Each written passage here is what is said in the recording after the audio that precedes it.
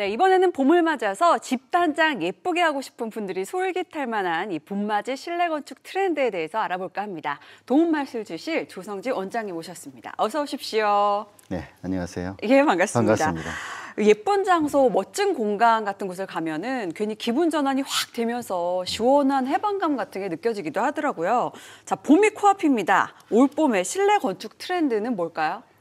아마 한 3가지 정도로 구분할 수 있을 것 같은데요. 예.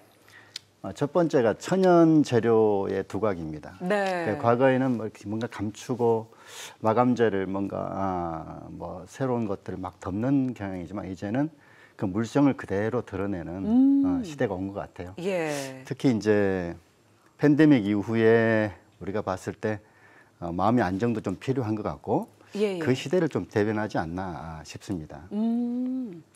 두 번째는 스마트가 공간 안에 들어오는 겁니다. 예. 그래서 이제는 조명뿐만 아니라 그 개인의 그 가정의 바이오리듬까지 맞춰서 공간이 이해해주고 자기를 알아주는 그런 시대가 오지 않았을까 싶습니다. 그래서 뭐 우선 조명도 스마트 컨트롤로 예. 가능하고요. 뭐 커튼뿐만 아니라 뭐 건강도 좀 체크해주는 뭐 이런 공간 스마트가 공간 안에 들어가는 네. 시대가 된 것 같습니다. 뭐 쾌적한 온도를 찾아서 맞춰주거나 그런 거 맞죠. 보면 참 갖춰야 할 리모컨들이 굉장히 많아지는 부분도 있는 것 같은데. 근데 뭐 스마트폰 하나로 가능한 일이니까요. 그러니까요. 이게 네. 요즘에 새로 지어지는 집에는 다 올인원으로 한 번에 들어가서 지어진다고 하더라고요. 그렇죠. 예, 그렇죠.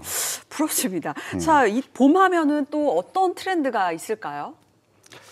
이게 이제 우리가 보면 그 공간의 효율성인데요. 네. 과거에는 뭔가 완벽하게 공간을 다 만드는 경향이 있었어요. 예, 예. 근데 지금은 이제 어떻게 변하고 있냐면 기본만 분명하게 해놓고 나머지는 그 무버블 움직이는 파티션이나 가구들 네네. 특히 악센트가 되는 뭐 소품들로 예. 공간을 만들어가는 경향이 생겼습니다. 그래서 이제 그게 어떻게 보면 좀 영리한 효율 방법이 아닐까 싶습니다. 그러니까 이제는 뭐 사는 사람의 취향에 맞게 네. 좀 선택해서 공간을 분할할 수 있도록 점점 더 세분화가 되는 그렇게 거죠. 되고 있는 거죠. 예. 예.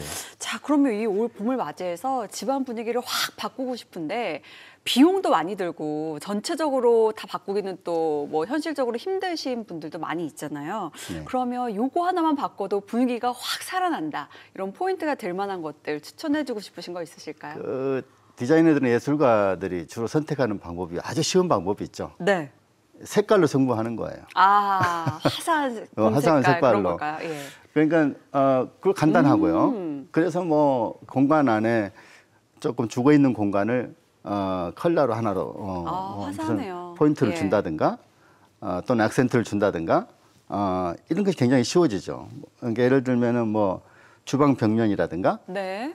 또는 뭐 커튼 같은 거 액세서리들을 잠깐 교체한다든가 뭐 이런 것도 있을 수 있겠고요. 그런 것들이 아마 새로운 트렌드가 되지 않나 싶습니다. 예. 예. 뭐 맘 먹어서 침대 헤드 쪽이거나 뭐 그렇죠. 거실의 벽면 한쪽이거나 그렇습니다. 원하는 색상으로 바꾸면 좋을 그렇죠. 것 같기도 한데 예. 이게 또 어려울 것 같다 하시는 분들도 계실 것 같아요. 이런 분들을 위한 조금 더 쉬운 방법 같은 것들도 아주 쉬운 있을까요? 방법이 있는데요.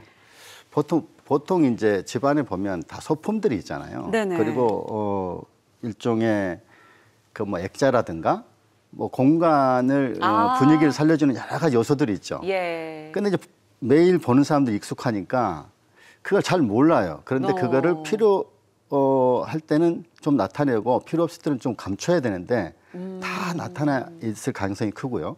그래서 필요할 때는 나타내주고 없는 건 뒤로 좀 숨겨버리는 그런 센스가 좀 필요하고요. 예. 또는 위치를 바꾼다든가 그다음에 조금의 컬러가 좀 포함되어 있는 화사한 색깔이 들어가 있는 봄 색깔 예를 들면 네. 그것을 교체시킨다든가 뭐 이런 것들은 굉장히 손쉽게 할 수 있는 방법들이죠. 그러니까 이런 부분들이 실은 이 본인의 어떤 감각적인 면이 잘 반영이 돼서 확 포인트가 되고 기분 전환 되면 좋은데 조금 더 공간을 해칠 수 있다 그런 점을 생각하면 평소에 좀 관심을 많이 갖고 관련 잡지나 서적을 보는 것도 도움이 될 것 같다 이런 생각이 들어요. 그러죠. 자, 그럼 이런 인테리어 소품이나 자재들을 소비자들이 직접 고를 때 주의해야 할 점 같은 게 있을까요? 그러니까 이제 그 제일 먼저는 예. 중요한 것이 적절한 안목이에요. 네네네. 그러니까 이제 안목은 무슨 뭐 특별하게 디자인 교육을 받은 게 아니기 때문에 그쵸, 그쵸. 일반 사람들은 잘 모릅니다. 그래서 필요에 따라서는 전문가의 좀 도움이 필요하긴 한데 네. 우선 손쉬운 방식이 바로 이제 안목을 키우는 방식 중에서 즉흥적으로 뭔가를 구입하지 않는 겁니다. 네. 인테리어 하는 데 있어서 제일 어려운 부분이죠. 대부분들이 분들이 예. 예쁘네 그래서 사버리는. 이것도 예쁘고 저것도 예쁘고 이거 여기다 놔야 되고. 그럼 나중에 되면 이게 짐이 돼가지고 아주 괴로운 난리가 일인데 납니다. 그다음 유행에 너무 민감하지 않는 것. 예. 그래서 장식이 너무 많이 포함되지 않는 것들을 안 사는 게 우선 기본적 포인트고요. 둘째는 다재다능입니다. 그러니까 다재다능은 뭐냐면 예를 들면 이제 재배치하거나 뭐 공간들을 원래 기존의 공간을 놓고 뭐 가구를 옮긴다든가 예. 또는 모듈러 가구를 선택해서 필요에 따라서 분위기를 좀 바꾼다든가 뭐 공간을 좀 좁힌다든가 넓힌다든가 뭐 이런 것만 가지고도 효과를 충분히 볼 수 있는 공간의 재배치를 그렇습니다. 통해서도 인테리어 그렇습니다. 효과를 누릴 수 있다. 지금까지 노성재 원장님과 함께 이 봄맞이 실내 건축 관련 자세한 이야기를 나눠봤습니다. 오늘 말씀 감사합니다.